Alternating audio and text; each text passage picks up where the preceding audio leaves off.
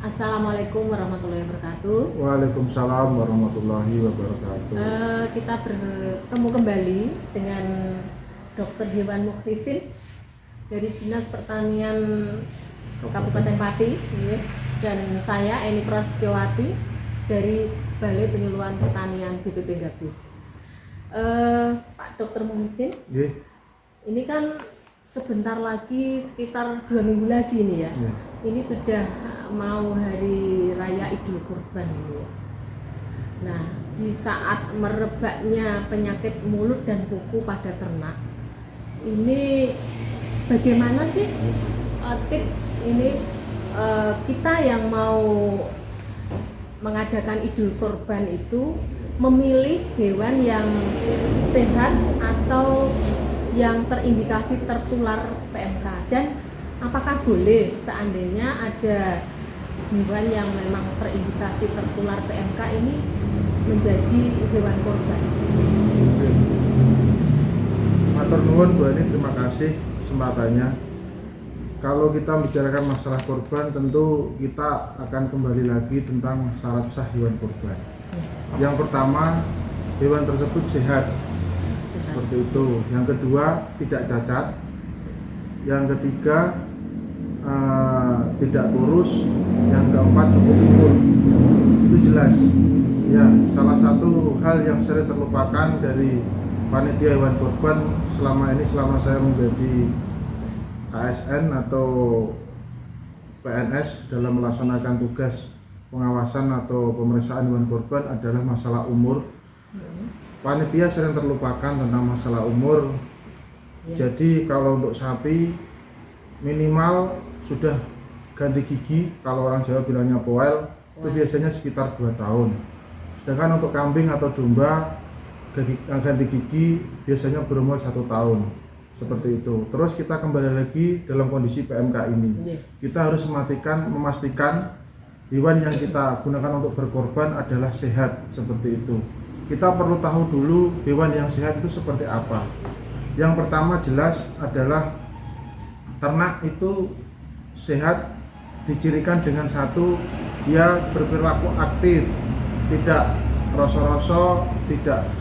Biasanya ini dicirikan dengan biasanya merupakan tanda kalau hewan sedang sakit atau demam itu roso-roso dan tidak mau makan. Itu ciri khas awal hewan tidak sehat. Terus untuk mukosa baik cermin hidung ataupun mata itu bening. Kalau sakit biasanya untuk cermin hidung itu kering atau kusam, seperti itu. Itu yang jelas ciri-ciri, salah satu ciri-ciri hewan sehat. Terus bagaimana jika terkena PMK? Biasanya dicirikan adanya luka di mulut, ngiler, dan biasanya disertai dengan luka pada kaki, dan biasanya pada kondisi berat disertai dengan adanya kepincangan. Jadi juga tidak masuk di syarat sah hewan kurban yang nomor 3 tadi, tidak cacat itu tidak boleh untuk hewan berkorban, seperti itu.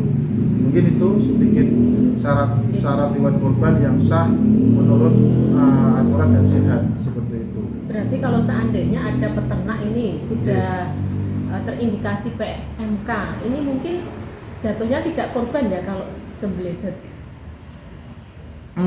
Kita mengacu sesuai dengan fatwa MUI nomor 32 tahun 2002. Jadi karena memang Majelis Ulama Indonesia ini merupakan salah satu lembaga yang memberikan fatwa tentang kehidupan beragama di Indonesia. Dari MUI, Majelis Ulama Indonesia memberikan fatwa bahwa hewan yang tertular atau terkena PMK dengan gejala ringan sah untuk digunakan sebagai hewan kurban. Ringan ya? Gejala ringan. Itu biasanya dicirikan satu, ngiler atau hipersalivasi, itu sah untuk digunakan hewan kurban. Yang kedua, luka pada kaki tapi tidak sertai dengan pincang. Kalau pincang sudah masuk cacat, seperti itu masih sah digunakan untuk hewan kurban.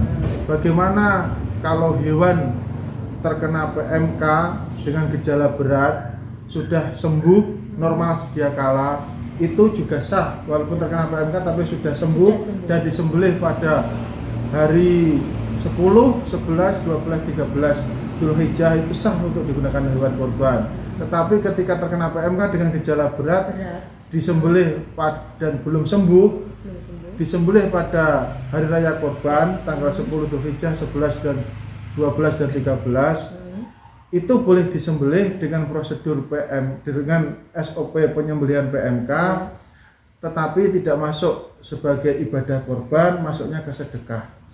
Sedekah seperti itu. Berarti perbedaannya itu ya. Yeah.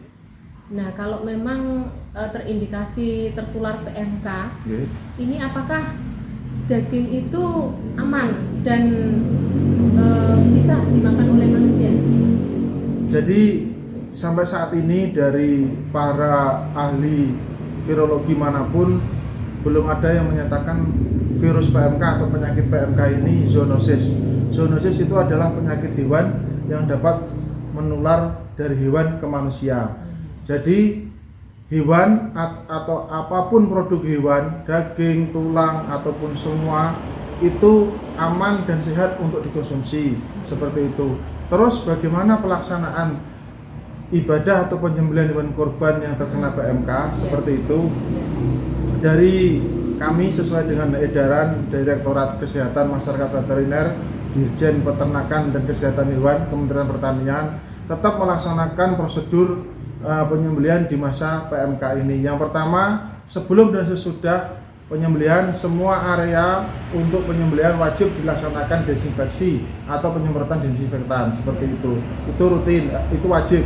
Terus yang kedua, petugas yang melaksanakan pembelian dibagi mana yang penyembelihan, mana yang untuk area kotor dalam ini yang menangani jeroan, terus mana yang bersih ketika pembagian daging seperti itu.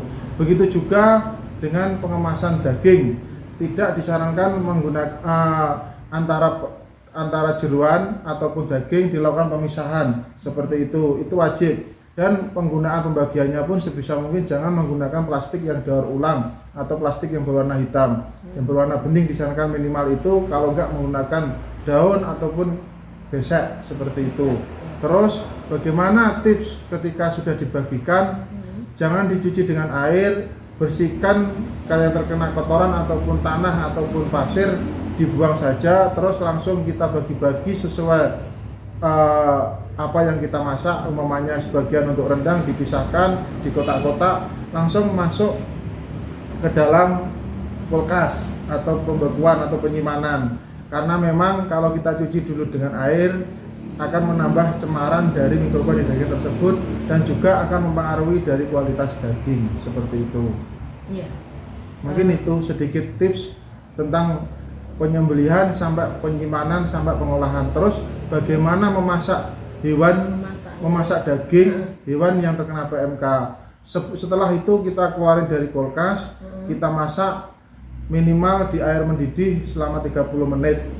Ya, pokoknya matang lah Bu. Itu insya Allah aman untuk dikonsumsi seperti itu. Berarti intinya walaupun sudah terindikasi PMK tapi tidak menular kepada manusia ya. Jadi ya benar Bu. Dagingnya sendiri aman ya untuk dimakan aman, ya. Aman.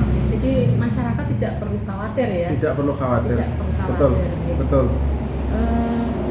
Kemudian mudah-mudahan ini walaupun bincang-bincang kita cukup singkat, tapi mudah-mudahan ini bermanfaat ya untuk banyak masyarakat yang saat ini akan berkorban, masih tinggal 2 minggu lagi.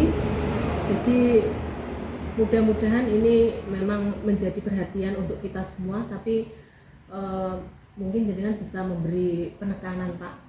Sebenarnya menjelang hari korban 2 minggu lagi ini, apa sih yang menjadi kewaspadaan untuk peternak, untuk yang panitia korban dan untuk masyarakat yang mengkonsumsi, itu apa yang perlu kita waspadai? Sedikit tips untuk peternak maupun panitia hewan kurban maupun masyarakat nanti yang akan mengkonsumsi hewan kurban.